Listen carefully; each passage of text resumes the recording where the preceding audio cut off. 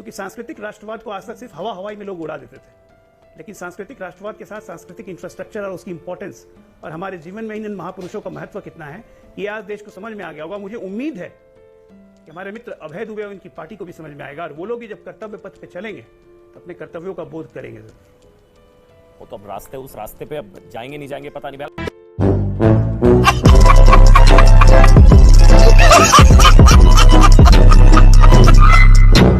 League में आप सम्मान दे देते ना फिर तो फिर आप बोलिए अखंड भारत के आप तो मानेंगे भी नहीं। अखंड भारत के पहले प्रधान नेता जी आप मानते हैं? बोलिए आप, जो प्रधानमंत्री ने कहा आप मानते हैं?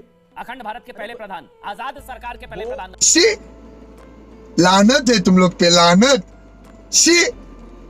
हाय फ्रेंड्स, स्वागत है आपका रैंडम न्यूज दुनिया चैनल पर। आज हम देखेंगे कि मोदी जी ने राजपथ का नाम चेंज करके कर्तव्य पथ रख दिया तो फिर कांग्रेस को तकलीफ होने लगी, क्योंकि इनकी अध्यक्ष सोनिया गांधी हैं। कैसे अंग्रेजों का रखा नाम मोदी जी चेंज कर सकते हैं? इनको हर चीज़ में प्रॉब्लम है, खुद तो 72 साल में कुछ कर नहीं पाए। इनकी यही आदत देश देख रहा है, ऐसे तो कांग्रेस कभी सत्ता में नहीं आएगी। तो चलिए ये वीडियो देखते हैं, और चैनल को सब्सक्राइब नहीं किया है तो कर लीजिएगा। सुना आपने प्रधानमंत्री को, सबसे बड़ी बात आपको क्या लगी और आज का क्षण आपके लिए कितना महत्वपूर्ण? अजय आलोक। देखिए, मेरे लिए ही नहीं, आज का ये क्षण हर भारतीय के लिए बहुत महत्वपूर्ण है। और दूसरी बात, ये आप लोग चैनल में कह रहे हैं नरेंद्र मोदी का कर्तव्य पथ, नरेंद्र मोदी का कर्तव्य पथ। नहीं, ये नरेंद्र मोदी का कर्तव्य पथ नहीं है। ये इस एक एक देश के एक एक हिंदुस्तानियों का कर्तव्य पथ है, जो उन्होंने अपने संबोधन में कहा कि जो भी, चाहे वो नेता हो, नौकरशाह हो, वो व्यापारी हो, वो कोई हो, जो इस कर्तव्य पथ से जाएगा, वो गुजरेगा, वो अपने कर्तव्यों का बोध करेगा और देश निर्माण में अपना सहयोग देगा, चाहे वो कैसा भी, क्योंकि ये नाम ऐसा है। देखिए, सांस्कृतिक राष्ट्रवाद की बात बहुत होती थी, लेकिन आज सांस्कृतिक राष्ट्रवाद कैसे बढ़ेगा, उसके साथ सांस्कृतिक इंफ्रास्ट्रक्चर कितना जरूरी है, ये आज मुझे लगता है कि जितने लोग टीवी देख रहे होंगे भारत के लोग, आज उनको सही में इसका मतलब समझ में आया होगा। क्योंकि सांस्कृतिक राष्ट्रवाद को आज तक सिर्फ हवा हवाई में लोग उड़ा देते थे, लेकिन सांस्कृतिक राष्ट्रवाद के साथ सांस्कृतिक इंफ्रास्ट्रक्चर और उसकी इंपॉर्टेंस और हमारे जीवन में इन महापुरुषों का महत्व कितना है, ये आज देश को समझ में आ गया होगा। मुझे उम्मीद है कि हमारे मित्र अभय दुबे और इनकी पार्टी को भी समझ में आएगा और वो लोग भी जब कर्तव्य पथ पे चलेंगे तो अपने कर्तव्यों का बोध करेंगे। वो तो अब उस रास्ते पे अब जाएंगे नहीं जाएंगे पता नहीं।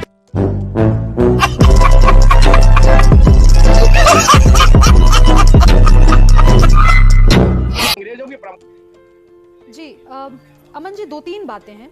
एक तो कि जब से जो हमारा देश रहा, वो बहुत लंबे समय तक एक औपनिवेशिक कॉलोनी की तरह रहा, और उसके बाद आज़ादी के 75 वर्ष बीतने के बाद एक बहुत बड़ा निर्णय लिया गया प्रधानमंत्री जी के द्वारा, जो कहीं ना कहीं कहा जाता है ना, भाषा जो है वो कल्चर का पर्याय होती है, भाषा कम्युनिकेशन का पर्याय होती है, भाषा में एस्थेटिक्स, हिस्ट्री सब सम्मिलित होती है। तो अगर राजपथ का नाम कर्तव्य पथ किया जा रहा है, तो कहीं ना कहीं ये वो उस औपनिवेशिक सोच से निकल करके हम जो एक सही मायने में आज़ादी की तरफ जो बढ़ रहे हैं, जिस आज़ादी की डिमांड कई मंचों पे डफली के साथ भी मांगी गई, मुझे लगता है हम सही मायने में आज़ादी की तरफ अब धीरे धीरे बढ़ रहे हैं, क्योंकि ये उस सोच से आज़ादी है जिस सोच ने हमें आज तक नेताजी सुभाष चंद्र बोस को इस तरीके से ऑनर करने से, इस तरीके से उनको प्रतिष्ठित करने से कहीं ना कहीं पीछे रखा। मैं मणिपुर का एग्जाम्पल देना चाहती हूँ। वर्ल्ड वॉर सेकेंड के दौरान आईएनए का हेडक्वार्टर हुआ करता था मोइरांग। वहां पर नेताजी सुभाष चंद्र बोस के ही कर्नल शौकत अली ने झंडा फहराया, पहली बार तिरंगा झंडा फहराया गया। और आज 70 साल बाद हम नेताजी की आजादी देख रहे हैं। जी अभी दुबे, आजादी के पहले और आजादी के बाद कांग्रेस पार्टी के देश के कण कण में, रोम रोम में सुभाष चंद्र बोस बसे हुए। जी ठीक है। प्रधानमंत्री जी, आपने कहा 3 दिन तक आप इतिहास सुभाष चंद्र बोस का वहां पर पढ़ाएंगे लोगों को, तो जरूर बताइएगा, उन्हें बताइएगा कि जब सुभाष चंद्र बोस अंग्रेजों के खिलाफ आजाद हिंद फौज में युवाओं को भर्ती कर रहे थे, तब 23वें भागलपुर के अधिवेशन में वीर सावरकर जी कह रहे थे कि हिंदुस्तान के नौजवान बरतानिया की सेना में शामिल हो जाओ। जब उन्होंने रंगून के रेडियो से उद्घोष किया कि मैं महात्मा गांधी को कहा कि महात्मा जी मैं आपका आशीर्वाद चाहता हूं, और अपनी ब्रिगेड का नाम Nehru brigade, Mahatma Gandhi brigade, Subhash brigade और आजाद ब्रिगेड रखा, तब वो बर्मा से उन्होंने अपनी लड़ाई प्रारंभ की। उन्हें अपेक्षित सफलता इसलिए नहीं मिली कि ये जो आज की विचारधारा है आजादी के पहले अंग्रेजों के साथ थी और हिंदुस्तान के नौजवानों को बरतानिया की हुकूमत में शामिल करने की बात करती थी। आजाद हिंद के फौज के सिपाहियों को पकड़ लिया गया और लाल किले में उन पर मुकदमा चलाया गया। तब कांग्रेस पार्टी बाहर खड़ी होकर कह रही थी कि लाल किले को तोड़ दो, आजाद हिंद को छोड़ दो। जी ठीक है। और कांग्रेस पार्टी ने निर्णय लिया कि भूला भाई देसाई, पंडित जवाहरलाल नेहरू और काटजू जी सवाल उनकी पूछ रहा हूं, आप ही वकालत बोलिएगा। करेंगे और तो ये आजादी के सम्मान उन सेनानियों को छुड़ा कर तो ये लाएंगे। सम्मान आप दे देते, आपने क्यों नहीं दिया? ये विचारधारा के लोग जो नेताजी विरोधी है, एक मिनट मैं सवाल पूछ रहा हूं, ये विचारधारा के लोग जो नेताजी विरोधी हैं, यही नेताजी को सम्मान दे रहे हैं, तो आप दे देते ना सम्मान। नहीं मौका मिलता इनको, 70 साल लग गए नेताजी की प्रतिमा यहां पर, प्रत्येक आप दे देते ना सम्मान।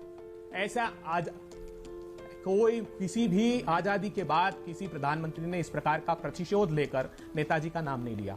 आज प्रधानमंत्री जी ने कांग्रेस पार्टी के बड़े नेता सुभाष चंद्र बोस और अगर खुद नरेंद्र मोदी जी कहते हैं कि भारतीय जनता पार्टी की सरकार समूचा देश उनकी शरण में, तो इसका स्वागत करना चाहिए। हम क्यों विरोध करेंगे? हम तो अभिभूत हैं। लेकिन प्रधानमंत्री जी ये इतिहास जानना चाहिए कि श्यामा प्रसाद मुखर्जी जब उस समय सुभाष चंद्र बोस बर्तानिया की हुकूमत से लोहा ले रहे थे, तब श्यामा प्रसाद मुखर्जी प्रस्ताव पास करके गवर्नर को, अंग्रेजी गवर्नर को दे रहे थे फजलुल हक के साथ मिलकर की आजादी के इस आंदोलन को कैसे कुचला जाए। वो फजलुल हक जो पाकिस्तान का प्रस्ताव पढ़ रहा था, 16 दिसंबर ये लोग क्यों सम्मान दे रहे हैं नेताजी को? क्यों प्रधानमंत्री कह रहे हैं? यही तो सवाल है। कांग्रेस के अध्यक्ष आप दे बने, देते ना तब सम्मान उन्होंने फिर। हिंदू महासभा और मुस्लिम लीग में आप सम्मान दे देते ना फिर, तो फिर आप बोलिए अखंड भारत के आप तो मानेंगे भी नहीं, अखंड भारत के पहले प्रधान नेताजी आप मानते हैं? बोलिए आप, जो प्रधानमंत्री ने कहा आप मानते हैं? अखंड भारत के पहले प्रधान, आजाद सरकार के पहले प्रधानमंत्री। शी लानत है तुम लोग पे, लानत।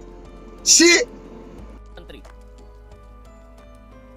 सुभाष चंद्र बोस जी के कृतित्व को, उनके चरित्र को, उनके व्यक्तित्व को नहीं, छोटा आप- मत करिए। अरे आप बोलिए ना, आजाद सरकार के पहले प्रधानमंत्री, है उनका। अखंड भारत के भारत पहले के- प्रधान नेताजी आप बोलिए ना। इससे नेहरू जी का कद छोटा थोड़ी ना होता है। उनसे बड़ा अबन चोपड़ा जी क्यों नीचा दिखाने की कोशिश कर रहे हैं? मैं सारे प्रधानमंत्रियों से बड़ा बता रहा हूं उनको। क्या बात करते हैं? कितनी छोटी मानसिकता अरे है। आप मैं तो बोलिए कह ना रहा हूं फिर, कि ऐसे अखंड भारत के पहले प्रधान नेताजी बोलिए आप। उनके उस बोल दीजिए आजाद सरकार के पहले प्रधानमंत्री मैंने तो नेताजी, बोल दीजिए अरे ना। हिंदुस्तान के सर्वे सर्वा सुभाष चंद्र बोलेंगे आप, बोस, चलिए। हिंदुस्तान के पहले से लेकर आज ठीक, तक, ठीक। पहले से आज तक के प्रधानमंत्री। लेकिन जिस विचारधारा ने धोखा दिया प्रधानमंत्री जी धोखा उनको, दिया। उन्होंने 16 दिसंबर 1938 को ठीक, प्रस्ताव मुझे पारित राजी किया जी कांग्रेस ठीक, का ठीक, कि हाँ, हिंदू ठीक, महासभा और मुस्लिम अबे लीग भाई ये पर रिपीट कर रहे हैं, आपने सदस्यता बोल पर दिया। प्रतिबंध अबे भाई लगाया। आप रिपीट कर रहे हैं, आपने बोल दिया। बोलिए आप राजीव जेटली, जो जिस विचारधारा के लोगों ने साजिश करी